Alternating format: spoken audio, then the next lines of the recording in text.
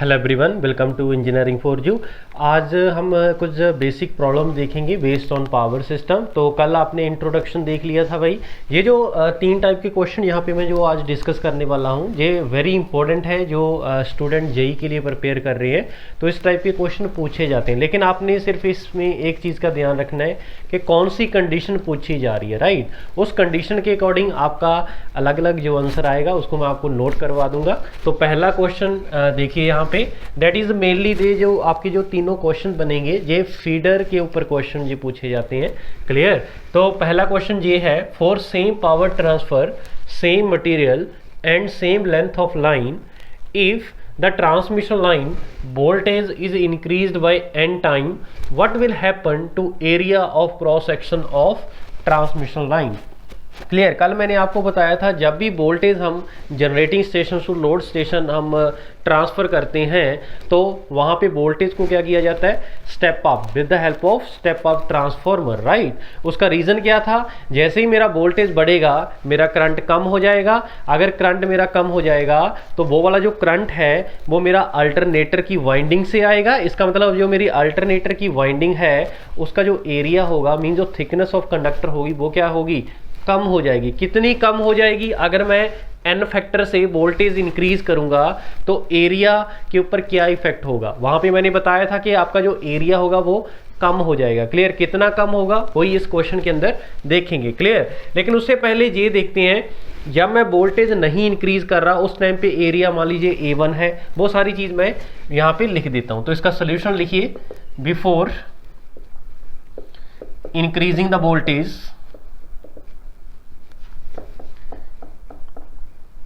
मान लीजिए जब मैंने वोल्टेज इंक्रीज नहीं किया था, इसकी मान लीजिए पावर कितनी है, P1 है, वोल्टेज मान लीजिए V1 है, करंट कितना है, I1 है, एरिया मान लीजिए कितना है, A1 है, राइट। और मान लीजिए उस वायर की जो रेजिस्टेंस है वो कितनी है, R1। ये पैरामीटर अच्छे से नोट करना। P किसको रिप्रेजेंट करेगा, पावर को, voltage, current, area of cross section and resistance of the wire, right. अगर मान लीजिए इसके बाद मैंने क्या किया, व्हेन इंक्रीजिंग द वोल्टेज, जब मैं वोल्टेज इंक्रीज कर दूंगा उस टाइम पे जो मेरे पास पावर है, मान लीजिए सेकंड केस में P2 है, वोल्टेज कितना है V2, करंट कितना है I2, area of cross section कितना है A2 और रेजिस्टेंस मान लीजिए उस केस में कितनी है R2। क्लियर। अब इस क्वेश्चन में एरिया के ऊपर कमेंट करना आपने, मींस A2 की वैल्यू फाइंड आउट करनी है, राइट। जो मेरी A2 की वैल्यू होगी उसमें कितना इंक्रीमेंट और डिक्रीमेंट आएगा इसके बारे में हमें डिस्कस करना है, राइट। अब कंडीशन क्या है, आपके पास मटेरियल सेम है। अगर मटेरियल सेम है तो रेजिस्टेंस के अंदर दो टर्म होती है, resistance is equal to rho L over A। Rho क्या होता है, रेजिस्टिविटी, ये length of the wire and area of cross section of the wire, right. इसका मतलब मटेरियल सेम है तो इसका मतलब ये जो रेजिस्टेंस है मेरा, सॉरी जो रेजिस्टिविटी है ये क्या हो जाएगी, सेम हो जाएगी, बिकॉज वही वायर है। पहले उस ट्रांसमिशन लाइन पे मान लीजिए वोल्टेज 110 वोल्ट थी, अब सेकंड केस में मैंने 2 टाइम वोल्टेज इंक्रीज कर दी, सेम लेंथ का वायर है।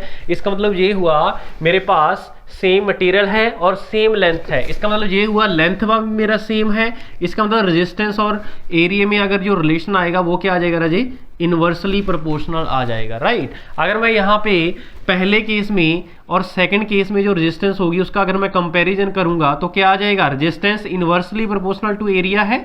अगर R2 बटा R1 की मैं रेशियो निकालूं ये किसके इक्वल आ जाएगा, A1 डिवाइड बाई A2।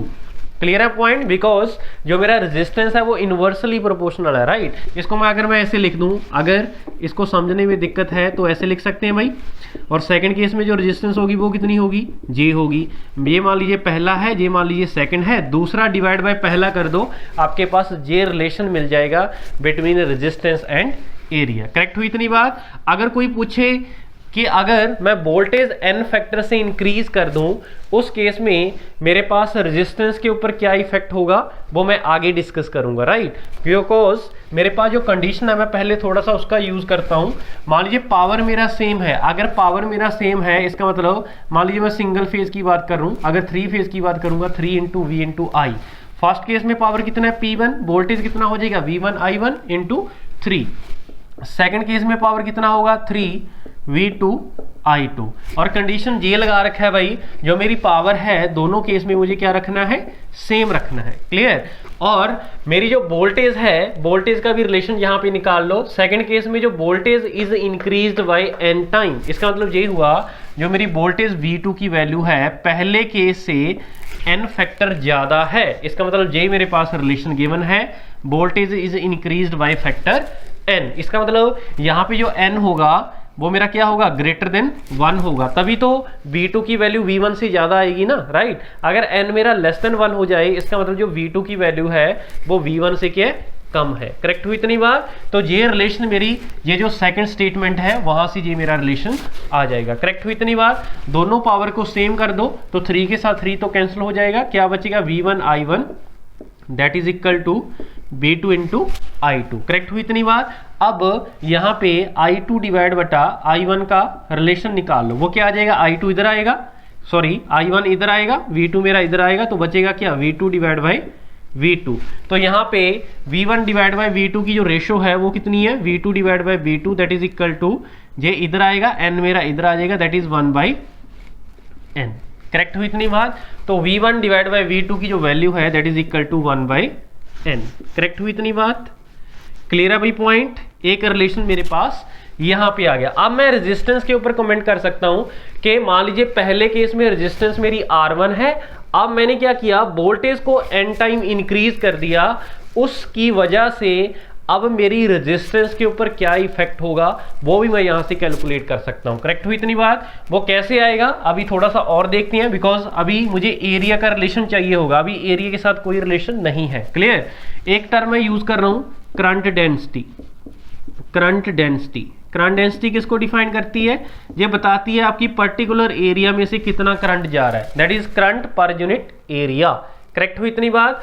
और हम ऑलवेज लेके चलते हैं जो आपकी करंट डेंसिटी होती है उसको हम सेम लेके चलते हैं, फॉर सेम करंट डेंसिटी।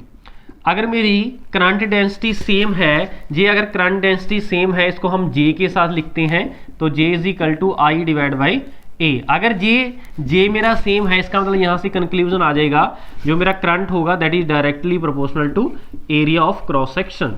मैंने भाई आपको कल नोट में लिखवाया था कि आपका जो एरिया है, area means size of conductor means thickness of conductor is decided by current rating. Clear.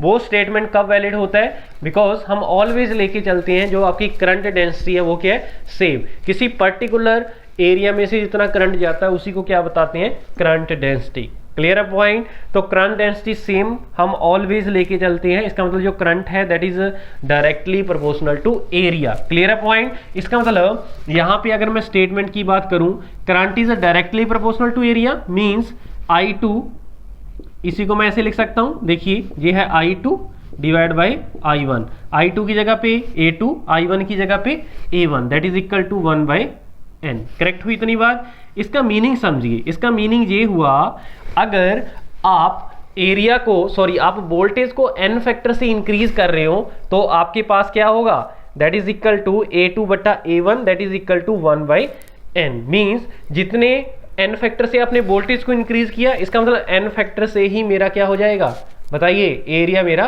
कम हो जाएगा। करेक्ट हुई इतनी बात। ये स्टेटमेंट आप नोट करके डाल लीजिए, if voltage is increased by factor n then area of cross section of conductor is reduced by factor n। Correct हुई इतनी बात। तो ये स्टेटमेंट आपका इंपॉर्टेंट है। अगर ये चीज पता चल गई तो आपके पास रेजिस्टेंस का भी पता चल जाएगा। आपके पास R2 divide by R1 that is equal to A1 बटा A2 की रेशो, यहाँ पे क्या है, A2 बटा A1 की रेशो कितनी है, 1/n। इसका मतलब ये क्या हो जाएगा, रेसिप्रोकल हो जाएगा n। इसका मतलब R2 की वैल्यू किसके इक्वल आ गई राजे, that is n time of R1। Clear है पॉइंट। अब रेजिस्टेंस के ऊपर क्वेश्चन क्या बनेगा, अगर मेरा वोल्टेज n फैक्टर से इंक्रीज हो रहा है तो मेरी जो रेजिस्टेंस होगी वो भी n फैक्टर से इंक्रीज हो जाएगी, राइट।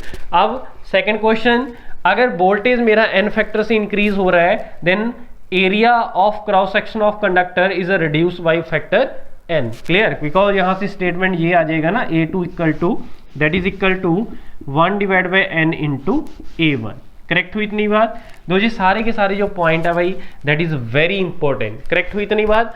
अब हम लॉसेस की बात करते हैं। क्लियर, रेजिस्टेंस का पॉइंट इंपॉर्टेंट है भाई। अगर वोल्टेज n फैक्टर से इंक्रीज करेगा तो रेजिस्टेंस भी n फैक्टर से क्या हो जाएगा, इंक्रीज हो जाएगा। क्लियर, अगर वोल्टेज n फैक्टर से इंक्रीज करेगा तो area of cross section is reduce by factor n। Correct हुई इतनी बात? तो दोनों पॉइंट को यहां पे नोट कर लीजिए। क्लियर, अब मैं नेक्स्ट लॉसेस की बात कर रहा हूं। ठीक है, पावर लॉसेस। तो पी लॉस, अगर मैं फर्स्ट केस की बात करूं वो किसके कहलाएगा, 3i1 का स्क्वायर इंटू R1। राइट, अब सेकंड केस में लॉस कितने होंगे, P loss in second case that is 3i2 का स्क्वायर इंटू R2। राइट, यही मेरे पास पावर लॉस होते हैं। अगर मैं दोनों को डिवाइड कर दूंगा तो P loss 2 divide by P loss 1, इसकी जो वैल्यू आएगी राजे वो कितनी आ जाएगी, हाँ जी, i2 का square into R2 divide by i1 का स्क्वायर इंटू R1। क्लियर, तो i2 बटा i1 की जो रेशो है उसकी वैल्यू कितनी है, i2 बटा i1 की जो रेशो है दैट इज 1/n। तो 1/n का क्या हो जाएगा, स्क्वायर इंटू R2 बटा R1 की रेशो कितनी है, R2 बटा R1 की रेशो कितनी है, n। तो n के साथ n क्या हो जाएगा, कैंसिल हो जाएगा। इसका मतलब P loss that is P loss in second case that is equal to 1 divide by n into P loss of 1। Correct हुई इतनी बार? इसका मतलब ये हुआ, अगर मैं वोल्टेज n फैक्टर से इंक्रीज कर रहा हूं, अगर वोल्टेज मेरा n फैक्टर से इंक्रीज करेगा तो मेरी जो रेजिस्टेंस है n फैक्टर से इंक्रीज हो जाएगी, लेकिन जो एरिया ऑफ क्रॉस सेक्शन है वो 1/n फैक्टर से क्या हो जाएगा, रिड्यूस हो जाएगा। एंड मेरे जो पावर लॉस है वो भी 1/n फैक्टर से क्या हो जाएंगे, बताइए जी, रिड्यूस हो जाएंगे। समझ रहे हैं पॉइंट? इसीलिए हम क्या करते हैं, जब भी पावर को ट्रांसफर करते हैं from generating station to load center, तो सबसे पहले हम वोल्टेज को इंक्रीज करते हैं। वोल्टेज इंक्रीज करने की एडवांटेज देखिए, एक तो मेरे पावर लॉस कम हो रहे हैं, एक मेरा जो कंडक्टर का जो साइज चाहिए वो भी क्या हो रहा है, कम हो रहा है। मीन्स सेविंग ऑफ कॉपर मेरी यहाँ पे मिल रही है। करेक्ट हुई इतनी बार? अगर पावर लॉस मेरे कम हो रहे हैं, अगर लॉसेस मेरे क्या हो रहे हैं, कम हो रहे हैं, इसका मतलब उसका जो एफिशिएंसी होगा, एफिशिएंसी ऑफ ट्रांसमिशन लाइन क्या हो जाएगा, इंक्रीज हो जाएगा। क्लियर, तो इनडायरेक्ट वे से इतने क्वेश्चन बन सकते हैं इसी क्वेश्चन, इसी स्टेटमेंट पे। ठीक है, लेकिन सबसे इंपॉर्टेंट बात ये है, सेम पावर पे बात हो रही है। राइट, कुछ फैक्टर मैं आगे वेरी करूंगा, उसके साथ आपके पास ये सारी स्टेटमेंट क्या हो जाएंगी, वेरी कर जाएंगे। करेक्ट हुई इतनी बार? अगर वोल्टेज मेरी n फैक्टर से इंक्रीज करेगी तो रेजिस्टेंस n फैक्टर से इंक्रीज हो जाएगी, पहला क्वेश्चन। दूसरा क्वेश्चन, मेरा जो एरिया होगा, area of cross section of transmission line n factor से कम हो जाएगा। क्लियर, और मेरे जो लॉसेस हैं वो भी n फैक्टर से क्या हो जाएंगे, कम हो जाएंगे। करेक्ट हुई इतनी बार? अब वहां पे एग्जाम में क्वेश्चन ये दे देगा कि मान लीजिए पहले क्वेश्चन में ये बोलेगा, जब वोल्टेज मेरी 120 वोल्ट है, उस केस में मान लीजिए पी लॉस मेरे पास है 40 watt. Find the losses when voltage is increase to 240 volt. Correct हुई इतनी बार? जब 120 वोल्ट वोल्टेज थी उस केस में पावर लॉस कितनी है, 40 वॉट। दूसरे वे में न्यूमेरिकली ऐसे पूछेगा। ठीक है, find the power loss when voltage is increased from 120 to 240 volt. Right, इसका मतलब जो वोल्टेज है उसमें इंक्रीमेंट कितने का भाई, 2 टाइम्स, 2 टाइम्स ज्यादा यहाँ पे वोल्टेज मैं ले रहा हूं। आपको पता है अगर वोल्टेज n फैक्टर से इंक्रीज होगी तो पावर लॉस n फैक्टर से रिड्यूस होंगे। इसका मतलब जो P लॉस मेरे पास आएगा 40 डिवाइड बाय कितना हो जाएगा, 2, दैट इज 20 वाट। करेक्ट हुई इतनी बार? तो ऐसे किसी भी चीज को रटना नहीं है, उसको न्यूमेरिकली भी वो पूछ सकता है और थ्योरेटिकली भी आपसे पूछ सकता है। करेक्ट हुई इतनी बार? ये था मेरे पास फर्स्ट टाइप ऑफ क्वेश्चन। जल्दी से इसका स्क्रीनशॉट लेके इसको नोट करिए, फिर मैं सेकंड टाइप ऑफ क्वेश्चन आपके साथ डिस्कस करता हूं। राइट, अब सेकंड प्रॉब्लम मेरे पास ये है। सेकंड में देखिए भाई क्या होगा। ओके, तो सेकंड क्वेश्चन देखते हैं भाई। सेकंड क्वेश्चन में मेरे पास क्या है, question number 2, for same power transfer, same material, comma, same length and same power loss and same power loss of line if the transmission line voltage is increased by n times, what will happen to area of cross section of transmission line? Correct हुई इतनी बात। अब power loss same रख रहा है, right. Power loss का मतलब ये है जो हमने P लॉस निकाले थे, P loss 1 that is equal to P loss 2, तो इसका वैल्यू कितना आया था 3i1 का square into R1 that is equal to 3i2 का स्क्वायर इंटू R2। क्लियर। अगर मैं यहाँ पे वैल्यू निकालूं I2 डिवाइड बाई I1 की रेशो निकालूं, दोनों स्क्वायर में है, जी मैं इधर ले आया, R2 को इधर ले आएंगे तो R1 divide by R2। Clear. तो एक स्टेटमेंट मेरे पास यहाँ से जी आ जाएगा, राइट। तो पावर सेम है तो P1 और P2 दोनों सेम रहेंगे, इसका मतलब जे रिलेशन भी मेरा वैलिड रहेगा। क्लियर। और दूसरी बात, जो वोल्टेज है मैं इंक्रीज कर रहा हूँ, इसका मतलब जे रिलेशन और जे रिलेशन और ये तीन रिलेशन मेरे पास आ गए हैं। अब इनका मैं यूज किए हुए आपके पास एरिया के ऊपर कमेंट करूंगा, राइट। अब मुझे एक चीज बताइए, रेजिस्टेंस की वैल्यू आपके पास मिल गई है। क्लियर। और रेजिस्टेंस का रिलेशन एरिया के साथ होता है, एरिया का रिलेशन यहाँ पे पुट करेंगे, करंट का जो रिलेशन होता है आपके पास यहाँ पे गिवन है। I2 बटा I1 की वैल्यू कितनी है 1/n। इसका मतलब ये हुआ जो मेरा R1 बटा R2 का रेशो है वो क्या आएगा, इसको उल्टा कर दो, R1 बटा R2 क्या हो जाएगा, दैट इज A2 बटा A1। क्लियर। तो यहाँ पे अगर मैं पुट कर दूं तो मेरे पास वैल्यूज क्या आएंगी, हाँ जी क्या आएंगी, I2 डिवाइड बाई I1 का square that is equal to, हाँ जी R1 बटा R2 की जगह पे क्या लिखेंगे, that is A2 divide by A1। और I2 बटा I1 की रेशो कितनी है 1/n। इसका मतलब ये हुआ A2 divide by A1 that is equal to 1/n।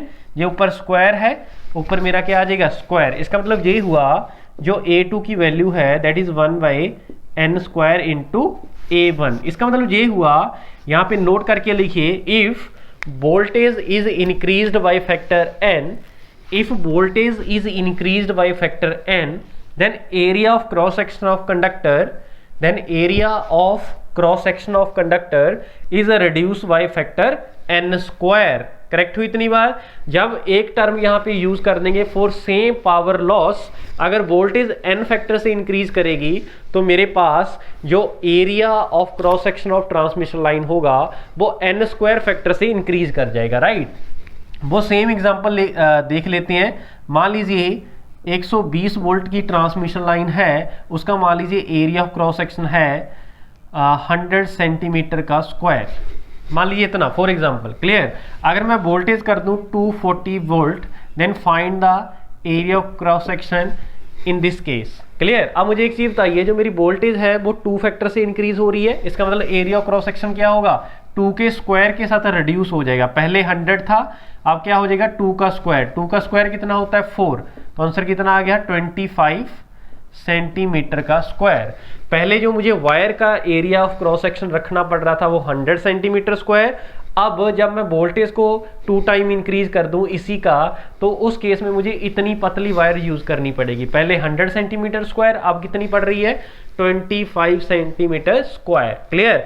तो पिछले क्वेश्चन में आपके पास अगर वोल्टेज n फैक्टर से इंक्रीज हो जाता तो area of cross section n factor से रिड्यूस होता था, रेजिस्टेंस n फैक्टर से इंक्रीज होती थी, और जो मेरी एफिशिएंसी थी वो क्या होती थी इंक्रीज होती थी। क्लियर। लेकिन इस केस में लॉसेस मेरे सेम है, इसका मतलब जो मेरी एफिशिएंसी होगी वो क्या होगी अनचेंज्ड, अनचेंज्ड, अनचेंज्ड, और इसी को क्या लिख सकते हैं सेम। तो ये सारे क्वेश्चन बनेंगे, तो अपने माइंड में रखना है आपसे जो कंडीशन पूछी जा रही है वो कौन सी कंडीशन पूछी जा रही है। करेक्ट हुई इतनी बात। एफिशिएंसी के ऊपर भी कमेंट कर सकता है, अगर पावर लॉस सेम है इसका मतलब फिर आपकी जो एफिशिएंसी है उसके ऊपर कोई भी चेंज नहीं आएगा। क्लियर। लेकिन एरिया ऑफ जो क्रॉस सेक्शन है आपका वो कितने फैक्टर से रिड्यूस हो जाएगा, इस केस में n स्क्वायर फैक्टर से रिड्यूस हो जाएगा। करेक्ट हुई इतनी बात। अब रेजिस्टेंस के ऊपर क्या हम कमेंट करेंगे, रेजिस्टेंस के साथ अगर मैं रिलेशन निकालूं, आपको पता है R2 बटा R1 की जो रेशो है that is equal to R1 बटा R2। तो यहां से R2 निकाल लेते हैं भाई, इसकी वैल्यू कितनी है 1/n स्क्वायर है ना। क्लियर। तो रेजिस्टेंस के साथ भी रिलेशन निकाल लो भाई। तो अगर मैं R2 डिवाइड बाई R1 की रेशो निकालूं, इसको जस्ट उल्टा कर दो, that is equal to I1 divide by I2 का स्क्वायर, और I1 डिवाइड बाई I2 की जो रेशो होगी इसको जस्ट उल्टा करो तो कितना आ जाएगा, n हो जाएगा। इसका मतलब किसके इक्वल आ जाएगा राजे, n स्क्वायर। इसका मतलब जो रेजिस्टेंस होगी सेकंड केस में वो n square into first case का रेजिस्टेंस।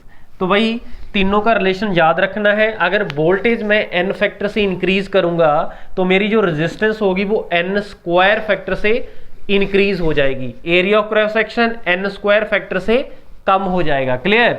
और क्या बात की थी, एफिशिएंसी मेरा क्या रहेगा, सेम रहेगा। करेक्ट हुई इतनी बार। तो एग्जाम में जो आपकी जो स्टेटमेंट है ये ज्यादातर क्वेश्चन आपके थ्योरेटिकल ही पूछे जाएंगे। मान लीजिए मेरी वोल्टेज n फैक्टर से इंक्रीज होगी, बताइए एफिशिएंसी क्या होगी, जो चार ऑप्शन होगी, घटेगी, बढ़ेगी, अनचेंज होगी, ऐसे करके। राइट।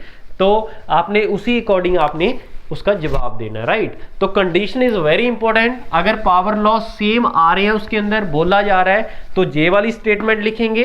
अगर कुछ भी नहीं लिखा हो रहा तो जो पहला केस था वो चीज करेंगे। राइट। अब तीसरा केस एक और यहाँ पे ऐड करते हैं। तीसरे केस में क्या है, पावर लॉस की जगह पे वोल्टेज ड्रॉप सेम बोल देगा, for same voltage drop, for same voltage drop. आपकी जो वोल्टेज ड्रॉप है वो सेम है, और अगर मैं ट्रांसमिशन लाइन की वोल्टेज n फैक्टर से इंक्रीज कर दूंगा then what will happen to area of cross section of transmission line. ये PSPCL जेई में आया हुआ क्वेश्चन है इसी साल। करेक्ट हुई इतनी बार। तो इसका भी थोड़ा सा देख लेते हैं भाई क्या क्या होगा। तो बाकी तो रिलेशन सेम रहेंगे, पावर का रिलेशन सेम है, उससे मेरे पास जे आ जाएगा। क्लियर। और वोल्टेज मेरी n फैक्टर से इंक्रीज हो रही है, वहां से मेरे पास जे आ जाएगा। क्लियर। अब सेकंड केस ये है कि आपके वोल्टेज ड्रॉप आपके सेम है। अगर वोल्टेज ड्रॉप आपके सेम है इट मींस V1 और V2 वोल्टेज मेरी सेम है, लेकिन V1 V2 मैंने ट्रांसमिशन लाइन का यूज किया है। मान लीजिए जे वाले वोल्टेज ड्रॉप के सेम। वोल्टेज ड्रॉप ऑलवेज किससे होते हैं भाई, करंट इंटू रेजिस्टेंस होते हैं। इसका मतलब I1 R1 that is equal to I2 into R2। Correct हुई इतनी बार। इसका मतलब ये हुआ अगर मैं R2 डिवाइड बाई R1 की रेशियो निकालूं that is equal to I1 divide by I2, और अगर मैं I1 डिवाइड बाई I2 की बात करूं, I1 डिवाइड बाई I2 क्या हो जाएगा, n हो जाएगा। करेक्ट हुई इतनी बात। तो इस केस में रेजिस्टेंस क्या हो जाएगा, n इंटू R1। अब मुझे एरिया के साथ रिलेशन चाहिए तो R2 बटा R1 की जो वैल्यू है that is equal to A1 divide by A2। Correct हुई इतनी बात। तो इसका मतलब ये हुआ अगर मैं यहाँ पे एरिया की बात करूं तो R2 बटा R1 की जो वैल्यू आएगी वो किसके इक्वल आ जाएगी, यहाँ पे पुट करिए, जल्दी से पुट कर दीजिए भाई। यहाँ पे क्या आ जाएगा, A1 divide by A2 that is equal to n। Clear. लेकिन हमें क्या चाहिए, A2 डिवाइड बाई A1 का ratio that is equal to 1 by n। इसका मतलब ये हुआ A2 that is equal to 1 divide by n into A1। Correct हुई इतनी बात। तो इसका मतलब ये हुआ अगर वोल्टेज ड्रॉप मेरे सेम रहेंगे, if voltage drop are same and if voltage is increase by factor n, then what will happen on area of cross section, then if voltage is increased by factor n, then area of cross section of transmission line is reduced by factor n। Clear. तो ये question था और ज़्यादातर student इसका n square टिक करके आए थे, लेकिन इसका जो राइट आंसर होगा n फैक्टर से अगर वोल्टेज बढ़ेगा तो n फैक्टर से ही मेरा एरिया ऑफ क्रॉस सेक्शन क्या करेगा, रिड्यूस करेगा। करेक्ट हुई इतनी बार। तो ये भाई 3 टाइप की स्टेटमेंट है, इन तीनों टाइप की स्टेटमेंट अपने माइंड में रखना है। जब भी एग्जाम में ऐसा क्वेश्चन आए कि वोल्टेज इंक्रीज करने से मेरे करंट के ऊपर, सॉरी आपके जो एरिया ऑफ क्रॉस सेक्शन है उसके ऊपर क्या इफेक्ट होगा, रेजिस्टेंस के ऊपर क्या इफेक्ट होगा, एफिशिएंसी के ऊपर क्या इफेक्ट होगा, तो सबसे पहले condition is very important. Condition क्या है उसके अकॉर्डिंग फिर आपने उसको टिक करना है। करेक्ट हुई इतनी बात। आई होप आपको तीनों टाइप की प्रॉब्लम समझ में आई होगी। तो नेक्स्ट लेक्चर में हम स्टार्ट करेंगे parameter of transmission line. Correct हुई इतनी बात। तो मिलते हैं फिर नेक्स्ट लेक्चर में। Thank you.